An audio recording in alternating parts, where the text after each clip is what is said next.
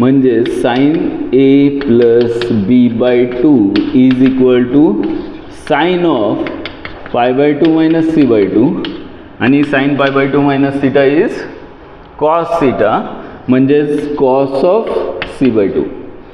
Sign A plus B by 2 ची value आपण third angle फॉर्ममध्ये घेऊ शकतो सी बाय 2 मध्ये, पण ट्रिग्नोमेट्रिक रेशो काय होणार, चेंज होणार. असंच sine B plus C by 2 B plus C by 2 is equal to pi by 2 minus A by 2. Therefore sine cos sine pi by 2 minus किती A by 2, pi by 2 minus A by 2 is cos A by 2. हा result मिळेल.